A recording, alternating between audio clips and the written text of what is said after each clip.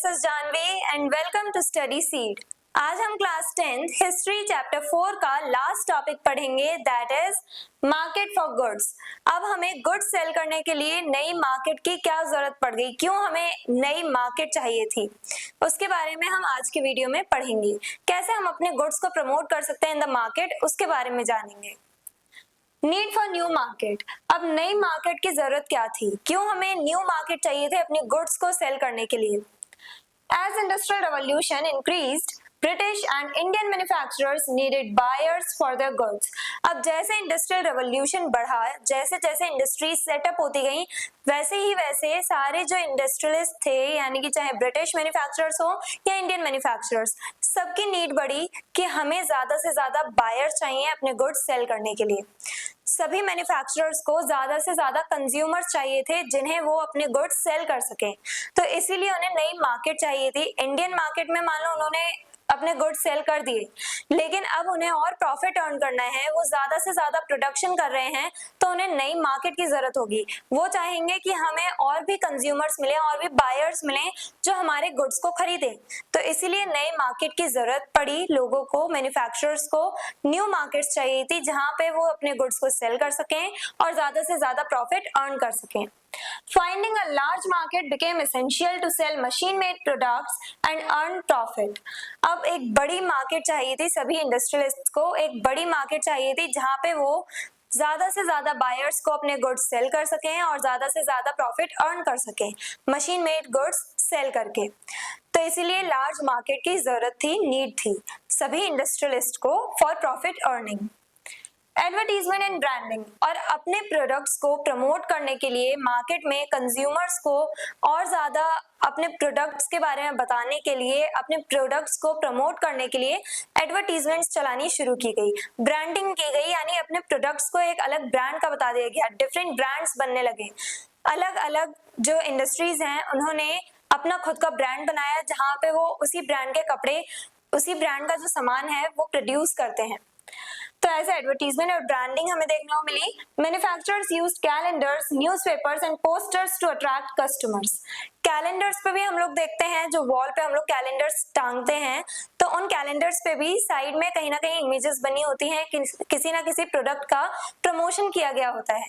तो ये जो हमारे उस टाइम पे, यानी 20th सेंचुरी के टाइम पे जो मैन्युफैक्चरर्स थे, उन्होंने क्या किया, कैलेंडर्स का यूज किया, न्यूज़पेपर्स का यूज किया, पोस्टर्स जो हम लोग आजकल हाईवे पे देखते हैं, या जो बड़े बड़े मेन रोड्स होते हैं, वहां पे साइड में पोल्स लगा करके ऊपर पोस्टर लगाए जाते हैं, एडवर्टीजमेंट के ही होते हैं वो पोस्टर्स भी, किसी ना किसी प्रोडक्ट का प्रमोशन कर रहे होते हैं। तो ये सारे जो तरीके थे वो अपनाए मैन्युफैक्चरर्स ने to promote their own goods.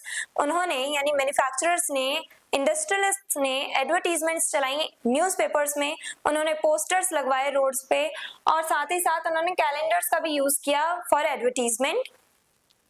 Labels and packaging, अब लेबल्स का भी यूज किया जाने लगा, प्रोडक्ट्स पे लेबल्स लगाए जाने लगे जिसपे इंफॉर्मेशन प्रोवाइड की जाती है, इमेजेस लगी होती हैं, तो ये लेबल्स लगाने शुरू किए गए सभी प्रोडक्ट पे।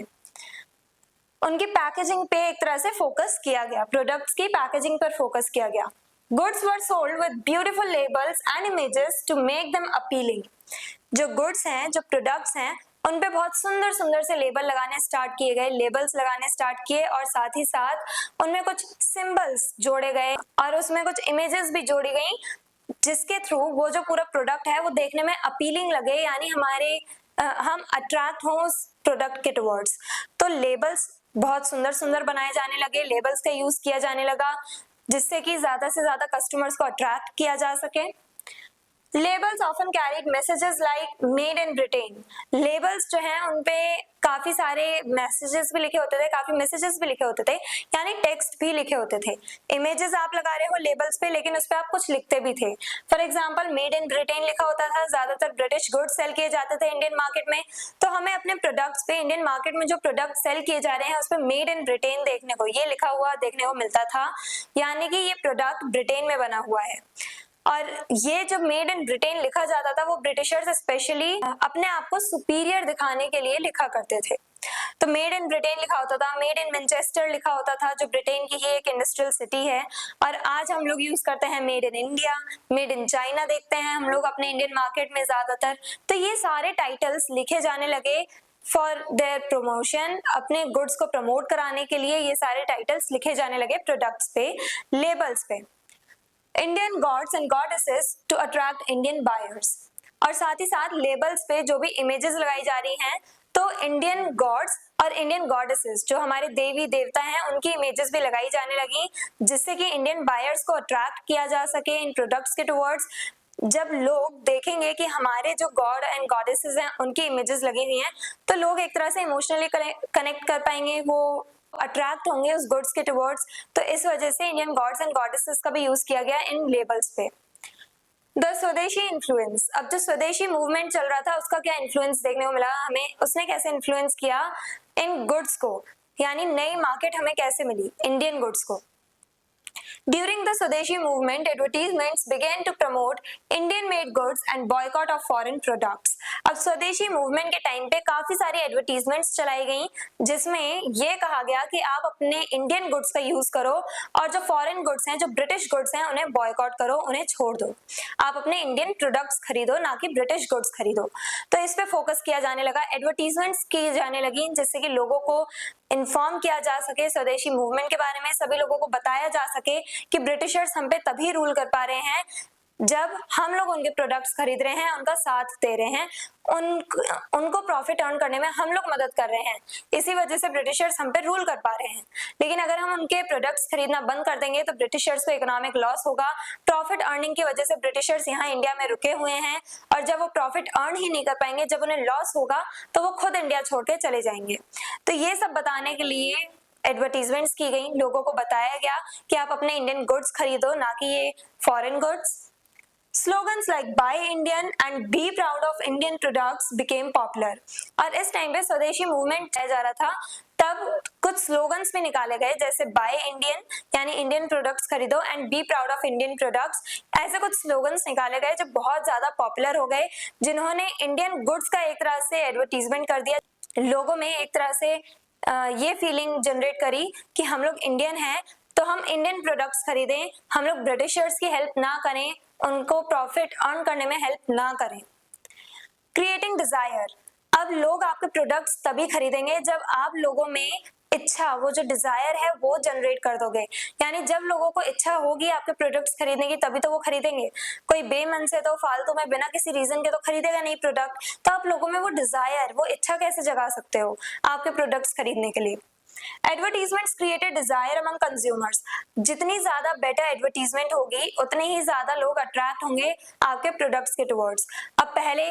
अब तो जैसे आजकल हम लोग देखते हैं टीवीज पे, फोन्स पे, इस पे हम लोग एड्स देखते हैं, लेकिन उस टाइम पे टीवी नहीं हुआ करते थे, तो एडवर्टीजमेंट कैसे किए जाते थे, न्यूज़पेपर्स पे, कैलेंडर्स पे, मैगजीन्स में और इन पोस्टर्स के थ्रू ऐसे एडवर्टीजमेंट किया जाता था।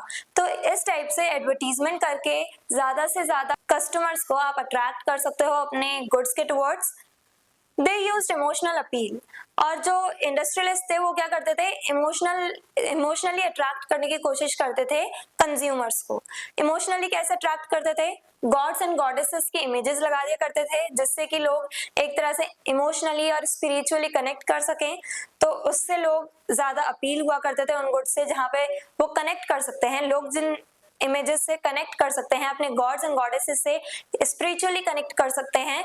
तो इसी की वजह से लोग इन गुड्स के टुवर्ड्स अट्रैक्ट होते गए। Showing products as symbols of modern life and progress, और कुछ प्रोडक्ट्स पे जो लेबल्स लगाए जाते थे या उनके एडवर्टीजमेंट जिस टाइप से की जाती थी, उसमें ये बताया जाता था कि ये जो प्रोडक्ट है वो मॉडर्निटी को शो करता है, इस प्रोडक्ट का यूज करके आप मॉडर्न हो सकते हो। तो ऐसा शो किया जाने लगा कि ये प्रोडक्ट मॉडर्निटी का सिंबल है।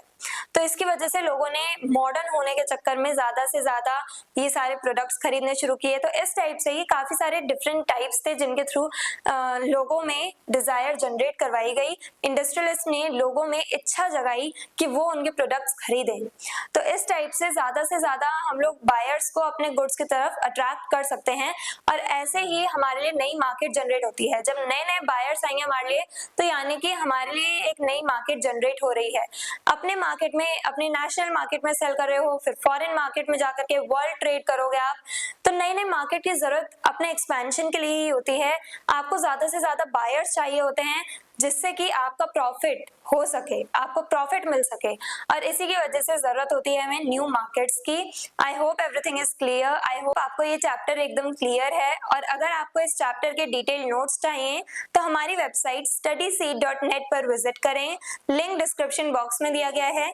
मिलते हैं नेक्स्ट वीडियो में नेक्स्ट चैप्टर के साथ। Stay curious, stay consistent. Thank you very much.